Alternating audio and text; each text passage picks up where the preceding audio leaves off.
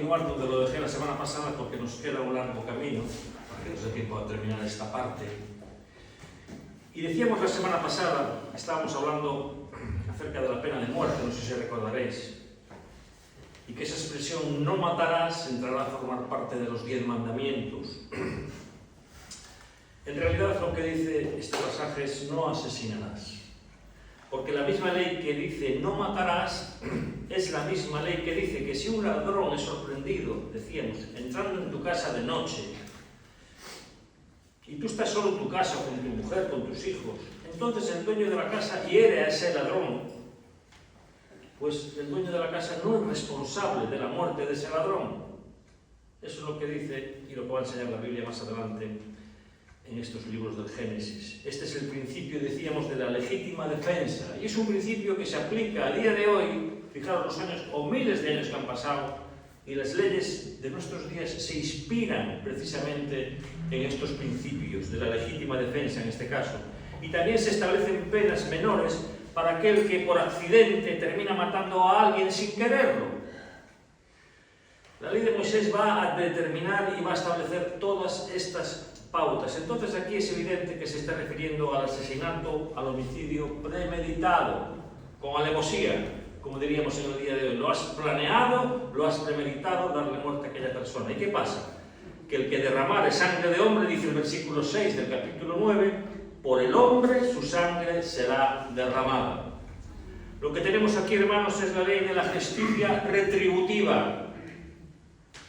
Tú haces esto y te corresponde lo mismo que has hecho, sobre la cual hablaremos y vamos a hablar en esta tarde. Pero antes vamos a ver las razones que da aquí el pasaje por las cuales se establece esta ordenanza. O sea, el hombre que a propósito le quitase la vida a otro hombre, habiéndolo planeado, repito, un asesino, a él también se le quitará la vida. ¿Por qué? Bueno, y da varias razones. La primera de ellas es porque él le quitó la vida a alguien que es su semejante. Dice el verso 5, de mano del varón su hermano demandaré la vida del hombre. Le has quitado la vida a un semejante.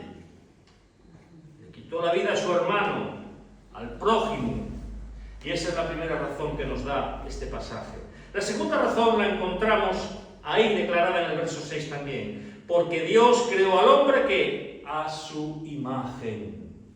El ser humano es el que está más cerca de representar a Dios de toda la creación, de reflejar quién es Dios sobre la faz de la tierra, porque fue creado a imagen y semejanza de Dios, porque es diferente de todos los animales. Hemos insistido mucho en esto, diferente de toda la creación. El ser humano fue creado a imagen de Dios, a semejanza de Dios. Por lo tanto, matar a un ser humano es un ataque ¿a quién? Al propio Dios. Yo veo muchas veces que cuando hay manifestaciones en contra de algún líder, o aquí en España, en los países catalanes, cuando queman imágenes del rey, las ponen boca abajo, las tiran o las queman mismamente, porque hemos visto hacer esto muchas veces. Si pudiesen hacérselo a la misma persona a la que esa imagen representa, se lo harían. Le están atacando un cuadro, que es una imagen. Y tú cuando atacas a un ser humano, intentas matarlo o lo matas, estás atacando la imagen de Dios. Es como si estuvieras atentando contra Dios mismo. A Dios no lo alcanzo, no puedo llegarle, pero a lo que me recuerda a Dios, sí, voy a por él. En el fondo es eso. Estás atacando a la imagen de Dios, a algo que te va a recordar a Dios. Por lo tanto, matar a un ser humano es un ataque al propio Dios. Planear la muerte de un ser humano y llevarla a cabo a propósito es en realidad, repito, un ataque al mismo Dios. El hombre fue creado a su imagen y semejanza, lo sabemos. Y a pesar de la caída en pecado allá en el Edén, su imagen no fue borrada ni destruida, sino que permanece. De tal forma, hermanos, que Dios está usando este argumento aquí, que con Noé todavía continuaba la imagen y semejanza de Dios en el hombre, a pesar de la caída. Ahora esa imagen está manchada por el pecado, ciertamente. Está contaminada en alguna forma por el pecado. Pero el hombre todavía, después de la caída, es la imagen y semejanza de Dios. Por lo tanto, quitarle la vida a un inocente, alguien que fue asesinado, muerto, solo puede ser reparada por medio de la vida de quien se la quitó. Eso es la justicia retributiva. Ojo por ojo. Esa es la compensación. Tú quitas una vida, a ti se te va a quitar la vida. Es proporcional. Y esa es la razón que encontramos en el texto para la pena de muerte.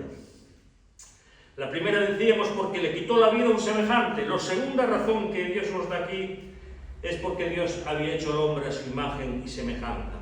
La tercera razón es porque el asesinato impide la primera ordenanza dada por Dios. ¿Cuál fue la primera ordenanza que Dios estableció? Creced y multiplicaos. Pero si tú te dedicas a matar gente, estás frenando de algún modo que se lleve a cabo este mandamiento de crecer y multiplicaos. Llenad la tierra, decía el Señor. El asesino está impidiendo eso. Y nota cómo Dios en la secuencia, repite en el verso 6, dice: el que derramare sangre de hombre, por el hombre su sangre será derramada, porque imagen de Dios es hecho el hombre. ¿Y qué dice a continuación? Dice: mas vosotros fructificad y multiplicaos. Está contraponiendo una cosa contra la otra. Procread abundantemente la tierra y multiplicaos en ella. En lugar de cometer asesinatos, preserven la vida, generen más vida, sean fecundos, fructíferos, multiplíquense. Y esa es la tercera razón, ¿verdad?, por la cual Dios instituyó la pena de muerte para aquel que cometa un asesinato. Exactamente porque la muerte premeditada, hermanos, interrumpe ese propósito de Dios de que la humanidad se multiplique sobre la faz de la tierra. Tú estás impidiendo que se lleve a cabo ese mandamiento de Dios. Pero existe una cuarta razón, o hay una cuarta razón que no está precisamente en el texto, pero sí se encuentra en el contexto donde podemos extraerla. Dios había dicho, si recordáis, que la causa por la que Él envió el diluvio ha sido por causa de la gran violencia de los hombres sobre la tierra. ¿Recordáis? A causa de esa violencia tremenda que había en ese punto de la historia, Dios envía el diluvio. La palabra violencia aparece varias veces en el capítulo 6 del Génesis. Dios, viendo que la violencia había aumentado sobremanera, ¿verdad?, nos habla del surgimiento de gigantes, hombres poderosos, reyes poderosos, déspotas, crueles, que mataban a las personas como quien mata cualquier cosa, y exterminaban a las personas derramando sangre humana, sangre inocente. Dios entonces envía el diluvio como castigo contra la violencia humana. Pero ahora Dios había dicho que no mandaría más ningún diluvio. ¿Qué podemos hacer entonces a partir de aquí, cuando Dios dice que ya no va a castigar ese tipo de violencia con otro diluvio? Habrá que frenar de algún modo la violencia humana. ¿Cómo? Bueno, el resultado es la creación de la institución del magistrado civil. O sea, un magistrado con poderes, una persona con poderes civiles para poder castigar la violencia. Eso es lo que viene en el verso 6, nos dice aquí. Ahora, la gran pregunta es: ¿quién juzgaría y quién ejecutaría la sentencia de muerte contra los asesinos? ¿Quién sería? Moisés no nos da una respuesta para esta pregunta, apenas nos dice que aquel que le quitare la vida a un hombre, su vida también le sería quitada. Pero aquí podemos inferir que tenemos el inicio de lo que sería la institución de los magistrados civiles, los jueces. Y Dios va a entregar en las manos de las autoridades legítimamente constituidas el juicio y la ejecución de esa pena de muerte. Por medio de este principio de poner Dios en las manos de la autoridad civil, el juicio y la ejecución de esa pena, ¿verdad? Dios está rechazando la venganza. Tú no puedes tomarte la justicia por tus propias manos, Tiene que ser la justicia quien lleva a cabo la sentencia y el cumplimiento de esa pena. Tú no puedes ser vengativo, no puedes ser un justiciero por ti mismo, porque Dios va a entregar ese poder a las autoridades constituidas, a las autoridades civiles. Posiblemente entonces, hermanos, ese poder de juzgar y ejecutar esta pena de muerte fue asimilado inicialmente por los patriarcas como Noé, que era la autoridad civil y religiosa en ese momento. Después, a medida que la humanidad se establecía y se esparcía sobre la tierra, esa autoridad fue asimilada por los jefes de familia, por los jefes de tribus, por los gobernantes de ciudades, de villas, que se habrían de construir sobre la tierra. Más adelante, en la ley de Moisés queda claro cuando Dios establece los detalles y los procedimientos para la aplicación de la pena de muerte en la nación de Israel por parte de sus autoridades. Y más tarde, ya llegando al Nuevo Testamento, Pablo se va a referir a esto en Romanos capítulo 13, versículo 3 y 4, cuando él dice: porque los magistrados no están para infundir temor al que hace el bien, sino al malo. Dice: ¿quieres pues no temer la autoridad? Haz lo bueno y tendrás alabanza de ella, porque es servidor de Dios para tu bien. Pero si haces lo malo, teme, porque no en vano lleva la espada, pues es servidor de Dios, vengador para castigar al que hace lo malo. Y decirte que la espada aquí no va a ser usada para darle una golpiza en el trasero, ¿verdad?, al bandido, sino para cortarle la cabeza. La espada era el instrumento de juicio. El apóstol Pablo se le cortó la cabeza por las autoridades romanas. Al magistrado le fue dada esa autoridad de ejecutar esa pena de muerte, con el objetivo de preservar a la raza humana, de infundir temor en los malhechores y garantizar la proliferación de la raza y la continuidad de la vida, que es el punto aquí en este pasaje que estamos viendo. El objetivo de todas esas medidas tomadas aquí, hermanos, era el de preservar la vida. Preservar la vida. No comer carne con sangre, no quitar la vida al prójimo, crecer y multiplicaros. Todo eso va enfocado hacia lo mismo. Todo eso apunta hacia Dios, como queriendo decir Dios: yo quiero que la humanidad crezca, se multiplique, y el asesinato va en contra precisamente de este mandamiento, de este propósito mío. Por eso debe ser castigado el asesinato con tanta severidad. Y ahora llegamos a la cuarta ordenanza del nuevo mundo. La encontramos en los últimos versículos, del 8 al 17.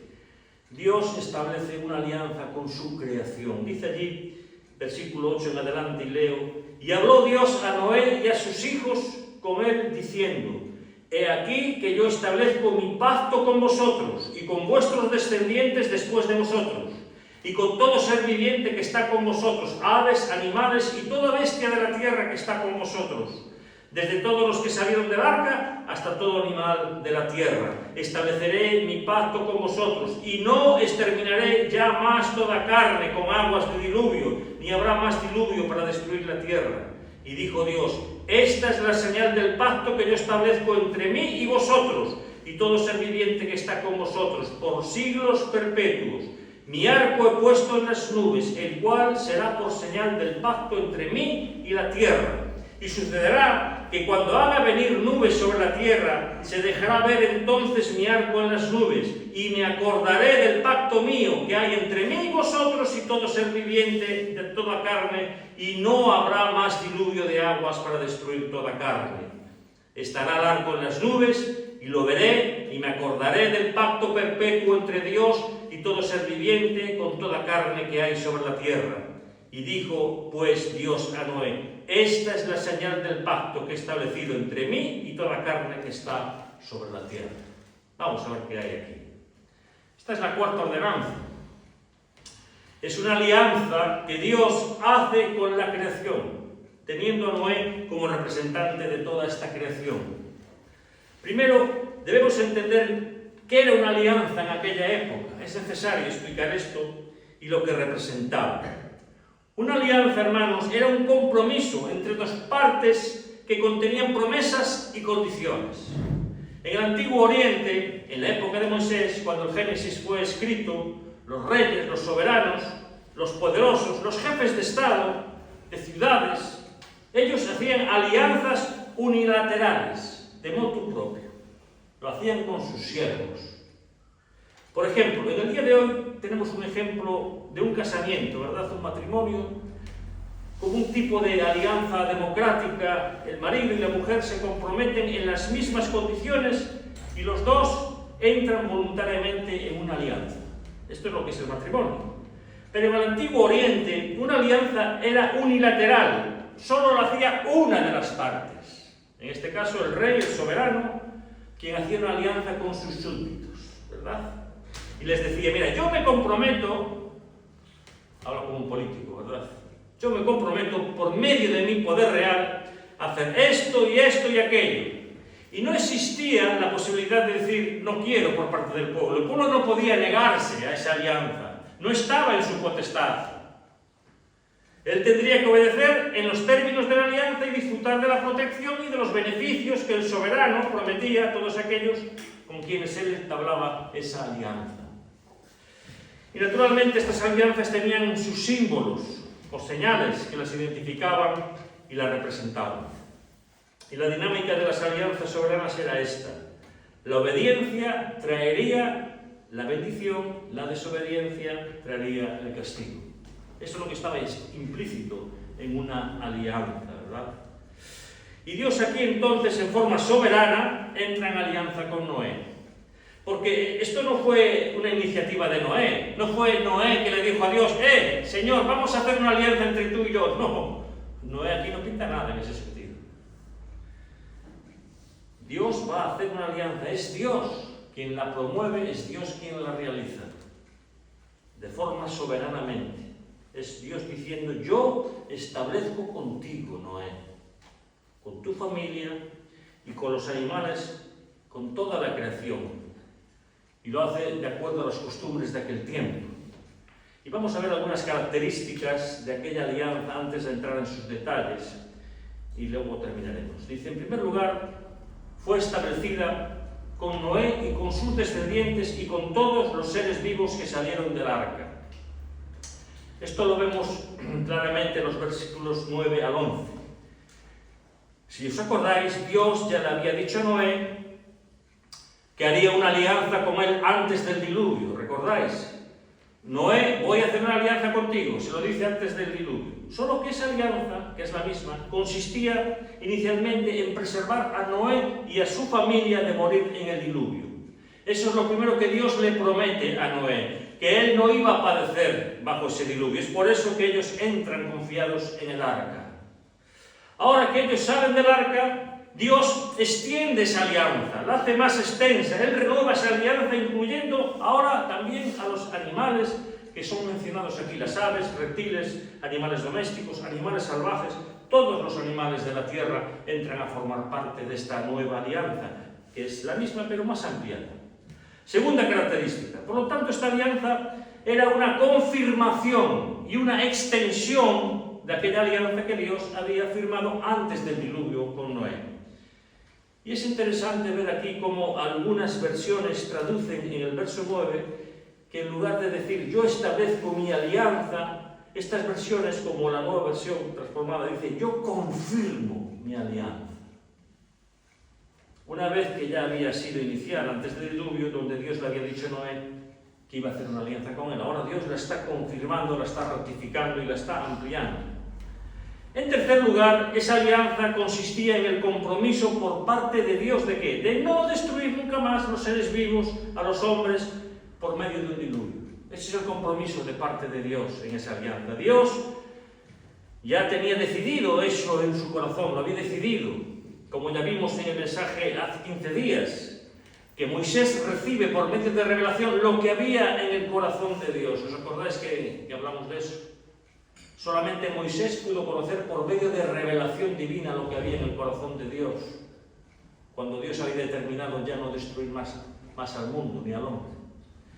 Pero ahora Dios declara eso a Noé. No sabemos cómo lo hizo, una voz desde una nube, un sueño, no lo sabemos. Pero Dios ahora declara eso a Noé. Ahora es una declaración, puede parecer una repetición, pero no lo es, no lo es. La primera vez tenemos la indicación que Moisés recibió por divina revelación de que Dios había decidido que no iba a destruir más el mundo a través de un diluvio. Pero ahora Dios le declara eso en forma particular abiertamente a Noé y se compromete en un pacto, en una alianza con toda la tierra de que ya no iba a destruir más el mundo por medio de un diluvio. La cuarta característica es la señal de esta alianza. Qué curioso, ¿verdad? Es el arco iris, hermanos. Dios le llama al arco iris mi arco. Pondré mi arco en las nubes. En aquel tiempo, todas las alianzas tenían una señal. Más tarde, en el tiempo de Abraham, sería la circuncisión. Más adelante, con Israel, sería la guarda del sábado. Y en el Nuevo Testamento tenemos los símbolos del pan y el vino, que nos recuerdan esa alianza que tenemos, o que Dios ha hecho con su pueblo, ¿verdad? Algunas personas se encuentran, y esto es curioso, lo digo a modo de curiosidad, nada más, ¿verdad? Sería leer mucho aquí en el texto, pero algunos se encuentran como queriendo decir que en el diluvio Dios tomó su arco y apuntó hacia la tierra y envió el diluvio sobre la tierra, ¿no? Pero ahora Dios el arco lo pone así, disparando hacia arriba, como diciendo ya no va a haber más diluvio. Sería leer mucho, ¿verdad? Muchos, es muy bonito, pero el texto no podemos quitar esto de aquí. Sería una lectura alegórica, ¿verdad? Lo que puede llegar uno a sacar de esto de aquí. Esto no está claro en el texto, que sea esa la razón por la que Dios escogió el arco, ¿verdad? Muy bonito la ilustración, pero no podemos tomarla a pie de la letra. Probablemente la razón, hermanos, porque el arco iris es un fenómeno natural que a día de hoy se reproduce. Es el resultado de la refracción de la luz pasando a través de gotitas de agua que se acumulan en las nubes, por eso se produce un arco iris. Los rayos del sol brillando, diciéndonos que detrás de las nubes está el sol. Está la luz, la vida y esos principios, esas leyes naturales que generan el arco iris ya existían antes del diluvio. Algunos piensan que es ahora, que no había surgido antes, no sabemos, puede ser posible que no hubiese, no lo sabemos. Allí en el libro del Génesis se nos dice que la tierra era regada por una especie de vapor que subía de la tierra hacia arriba, ¿verdad? Y se regaba la tierra de esa forma. Bueno, hay muchas cosas que el libro del Génesis no explica, son cuestiones que no trata el libro del Génesis, y cuando los estudiantes son bombardeados en las universidades con cuestiones de este tipo diciendo que la Biblia no es seria al tratar estos asuntos, bueno, mira, la Biblia no es un libro científico, no intenta ser eso. Nos quedamos con las ganas de que a Moisés, ¿verdad? O Dios nos hubiese dado más detalles de muchas cosas, si él hubiese explicado alguna cosa más, si había surgido antes o no, si habían comido carne, como hablamos la semana pasada, antes de aquí, no lo sabemos. Si existían animales carnívoros, no lo sabemos. Todas son preguntas para las cuales no tenemos respuesta segura. Y si Dios nos lo dice, hermanos, bueno, porque no necesitamos esos detalles para nuestra vida espiritual, no los necesitamos. Lo que importa, lo que realmente importa, hermanos, es que Dios a partir de ahora le dice a Noé, mira, de ahora en adelante, Noé, yo voy a usar el arco iris como señal del pacto que estoy haciendo con toda la creación y contigo, de que el mundo nunca más va a ser destruido con agua. Y nos dice aquí que el arco serviría para que Dios se acordase de su alianza. Dios no necesita acordarse de nada, ¿verdad? Esto es un lenguaje, volvemos a repetir, antropomórfico, para que nosotros podamos entender el sentir de Dios. Pero Dios no se olvida de nada. Dios no se olvida de nada. Cuando comenzase a llover, Dios vería el arco en las nubes y diría, quieto, llueve, pero luego tienes que parar y salir el sol otra vez. De modo que no iba a destruir más la tierra por medio de un diluvio. Entonces, vemos muchas veces que llueve y a veces parece que no va a parar, que llueve, pero al final para. Al final, después de la tormenta, sale el sol. Y también vemos que viene un tsunami, un terremoto en el mar y produce una ola gigantesca, pero también para. ¿Pueden morir personas? Pueden morir y mueren de hecho miles de personas en esos tsunamis. Dios ya no va a destruir nunca más el mundo de esa manera. Y finalmente la quinta característica es que se trata de una alianza, dice aquí, eterna. ¿En qué sentido es eterna? Una alianza eterna con toda la creación. Dice el final del verso 16, estará el arco en las nubes y lo veré y me acordaré del pacto perpetuo. Perpetuo es eterno, ¿verdad? Entre Dios y todo ser viviente con toda carne que hay sobre la tierra.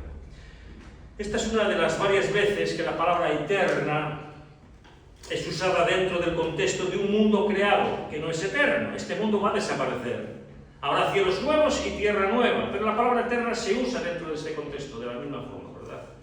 Esa orden permanecerá mientras el mundo permanezca, es lo que quiere decir aquí eterno o eterna. Y Dios no va a destruir más el mundo por agua, sería eterno en ese sentido, porque al final de la historia habrá una destrucción de este mundo, tal como lo conocemos. Dios destruirá el mundo de nuevo, pero esta vez, hermanos, no lo hará por medio del fuego y con otros propósitos y con otro objetivo que veremos en otra ocasión, ¿verdad? Queridos, la razón por la cual Dios establece su alianza con Noé primero, porque Él quería tranquilizar. Este es uno de los motivos, ¿verdad? Dios quería tranquilizar a los supervivientes del diluvio. Cuando Noé salió del diluvio, Noé se estaría preguntando, ¿será que habrá otro diluvio como este algún día? Y estaría viviendo con ese temor. Y Dios le dice, puedes estar tranquilo, Noé, yo te prometo y te garantizo que esta es mi alianza que hago con vosotros soberanamente. Lo que estoy diciendo es que no voy a destruir nunca más el mundo por medio de un diluvio, por medio de agua. Y Dios quería tranquilizar a Noé y a sus hijos. Dios quería garantizarles, hermanos, la continuidad de la vida, que habría siembra, cosecha, devolviendo al hombre a una cultura para que prosperase, para que se estableciese.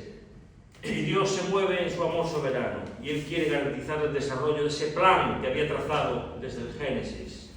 Por eso Dios garantizó que el mundo continuaría siendo lo que es y que este mundo, hermanos, no terminará hasta que llegue el día de la venida de nuestro Señor Jesucristo, y que no será destruido hasta ese momento por medio del diluvio o catástrofes semejantes al diluvio. No va a ser destruido el mundo, puedes estar seguro. Es por eso, hermanos, que yo cuando veo la tele, o tú puedes pensar lo mismo que yo, cuando ves esos documentales sobre temas como la era glacial, el cambio climático, y no le estoy quitando importancia al cambio climático, pero me estoy refiriendo a que los histéricos de Hollywood, cuando hacen una película de estas catastróficas o catastrofistas, en donde el mundo se acaba por una gran glaciación, ¿verdad? O una catástrofe natural, la caída de un meteorito, una pandemia que acabó con la raza humana, no, puedes estar tranquilo que eso no va a ocurrir. Tenemos la promesa de este pacto hecha por Dios. Dios ha hecho una alianza de que el mundo no va a ser destruido por medios naturales. Cuando las personas nos vemos enfrentados, ahora que está tan de moda el tema de pandemia, ¿verdad? O de fenómenos climáticos adversos, o de trastornos cósmicos que te amenazan con la caída de un meteorito, o crisis naturales. La gente sufre y muchos le piden a Dios, ¿verdad?, que de alguna manera ponga su mano y no permita tales cosas.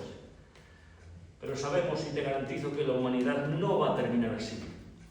La humanidad no terminará de esa forma, puedes estar seguro. La humanidad terminará con la intervención sobrenatural de la ira de Dios. Él pondrá punto final a la historia tal como la conocemos.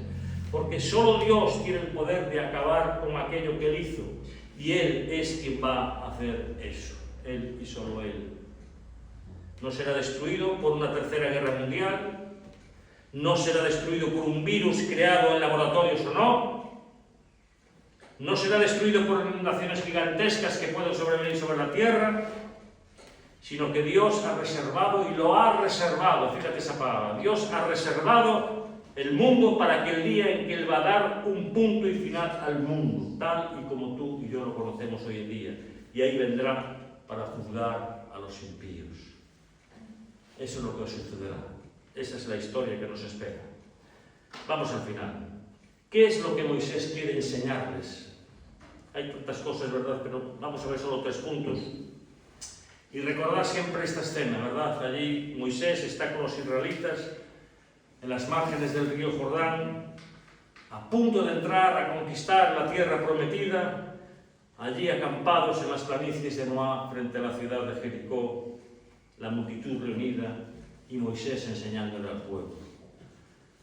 Después de contarles esta historia, me imagino que lo que Moisés querría enseñarles al pueblo, en primer lugar, que Dios le había dado a ellos toda la creación, todo para su sustento, para su comodidad, para su placer, inclusive aquella tierra que ellos iban a habitar, tierra que en palabras del Señor dice que manaba leche y miel.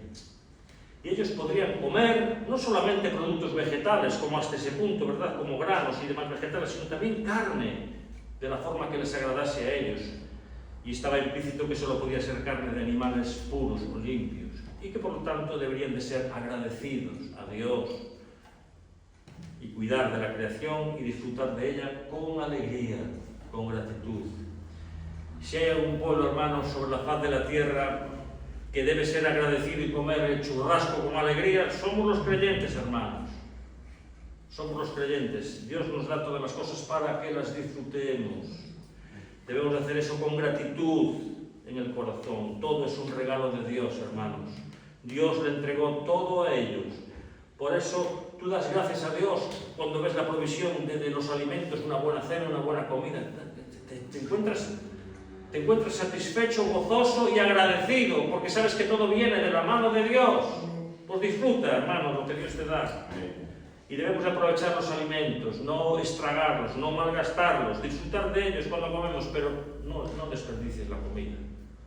Y apreciar las cosas buenas que Dios nos da y hacerlo sin culpa, porque fue Él quien nos dio eso.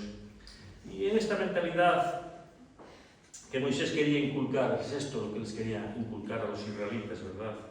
Tanto es así que cada vez que Moisés se refiere a la tierra prometida, él dice que es una tierra que emana leche y miel, una tierra abundante, llena de buenos frutos, una tierra apacible. ¿Recordáis esa historia cuando fueron los espías a visitar la tierra, ¿no? Y vinieron, entre dos traían un racimo de uvas gigantesco, ¿no? Todo eso venía de parte de Dios. Y por lo tanto ellos deberían ser un pueblo agradecido a Dios. La segunda cosa que creo que Moisés quería que los israelitas aprendiesen es que la vida humana debería de ser santa para ellos. La vida es santa, debe ser santa para ellos, la santidad de vida. Y eso estaba muy en contraste con la visión de aquellos otros pueblos paganos que vivían alrededor de ellos. Y eso queda claro en los siguientes puntos que vamos a ver aquí. Primero, que Noé y sus hijos, hermanos, deberían de multiplicarse y llenar la tierra. Esa es la misma orden que Dios le había dado a Adán y Eva. Y eso contrasta, hermanos, con la narrativa de esos otros relatos de diluvios que os he mencionado, ¿verdad? Donde los dioses estaban airados porque la gente se multiplicaba mucho. Es todo lo contrario. Lo que Dios ordenaba es que precisamente eso, que la gente fuese fructífera, que se multiplicase y llenase la tierra. El otro lado de estos otros relatos es toda la mentira, es mentira. Dice que esos dioses se enfadaron tanto que crearon el aborto y la infertilidad. Los dioses paganos eran enemigos de la multiplicación humana, cuando el Dios de Israel está diciendo: sed fértiles y multiplicaos y llenad la tierra, y no se maten unos a otros. No se maten unos a otros. Ellos tampoco deberían de comer carne de animales vivos o muertos que tuviesen su sangre dentro, como era la práctica común entre los pueblos paganos. Sí, esto ellos lo hacían, porque la vida está en la sangre y ellos deberían de ejecutar a todos aquellos que cometiesen asesinato. Esto refuerza la diferencia entre los hombres y los animales, ¿verdad? Que consiste en una visión diferente a la que los pueblos de aquella época tenían. Aquellos pueblos no hacían prácticamente distinciones entre hombres y animales. Pero la visión de Israel es única en ese tiempo. El hombre es un ser único, él es el representante de Dios sobre la tierra, creado a su imagen y semejanza, por lo tanto él tiene dignidad, el hombre tiene valor, la vida humana tiene que ser respetada. Y es con base entonces a estos principios que los israelitas habían recibido las leyes que protegían la vida humana, porque todo eso apunta hacia la santidad de la vida. Y tercero,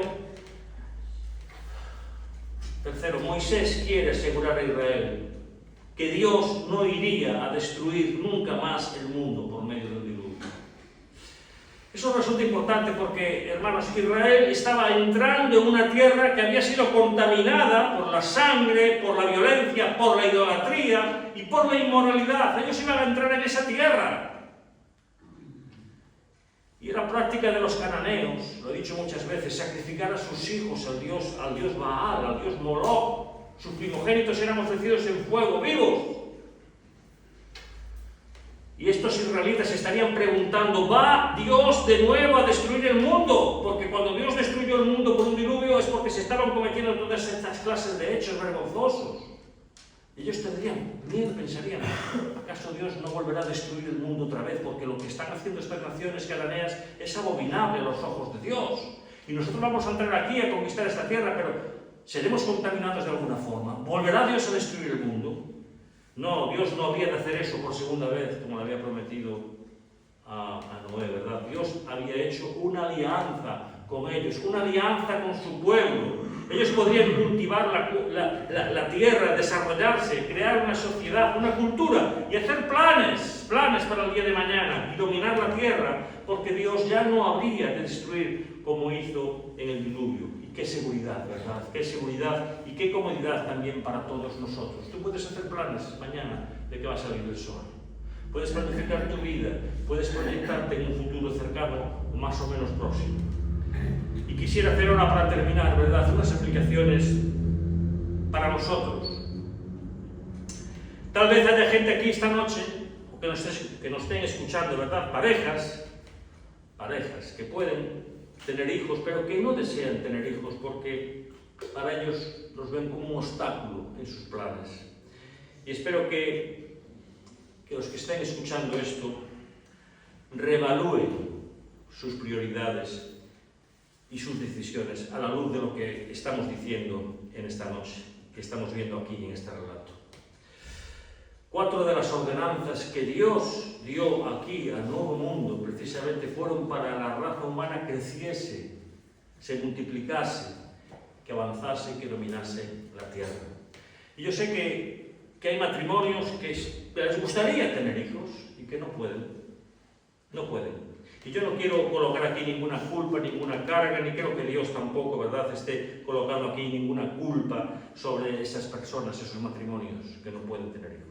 Yo me estoy refiriendo aquí a quienes pueden tenerlos, son fértiles, tienen las condiciones para tenerlos, pero que son movidos por dudas del tipo quiero tener mi trabajito bien asentado, desarrollar mi negocio, y esto sería un impedimento, sería un freno, de momento no quiero tener hijos, lo van postergando, hasta que se les pasa el arroz, como solemos decir, y cuando quieren, después no pueden, porque dieron prioridad a otras cosas. No hay nada equivocado en esto, pero tienes que tomar en consideración si esa es o no la voluntad de Dios para tu vida. Bien, segunda cosa, tal vez aquí hay alguien que tenga escrúpulos en comer sangre, porque la semana pasada me preguntaban acerca de eso. Hay gente a la que no le gusta la morcilla, ni el botelo, ni las cosas así, y a otros les gustan, y mucho. La prohibición de comer sangre, hermanos, tenía un propósito bien definido, que era darle valor a la sangre como siendo la propia vida.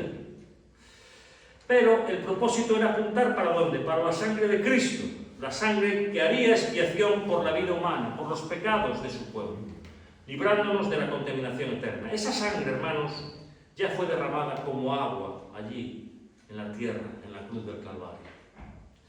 Él sangró allí, su sangre descendió por aquella cruz y fue absorbida por la tierra, la sangre de Cristo.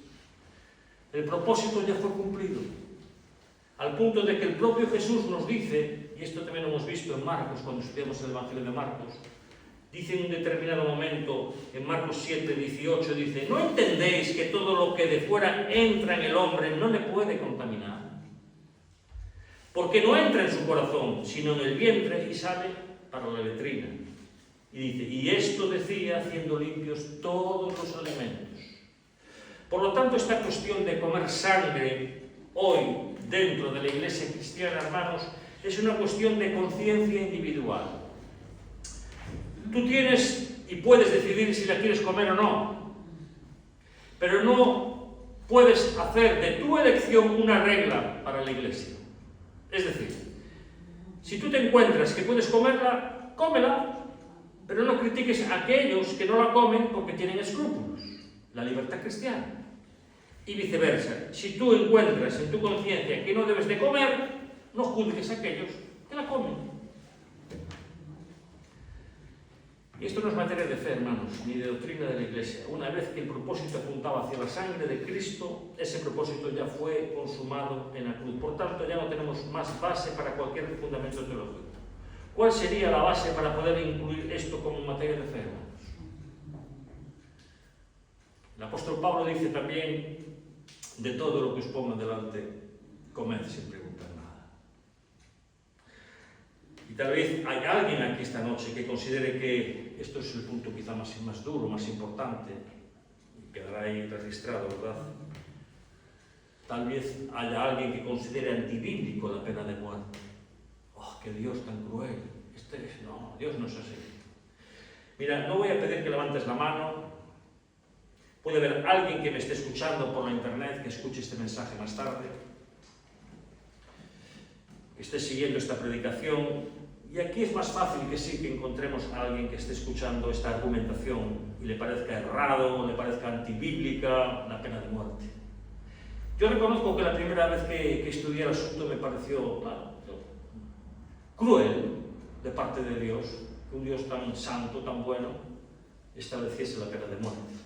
Pero quiero que veas que la pena de muerte fue establecida en base a la santidad de la vida, establecida en Israel, y el propio Jesús reconoció que Pilatos tenía autoridad para quitarle la vida a él.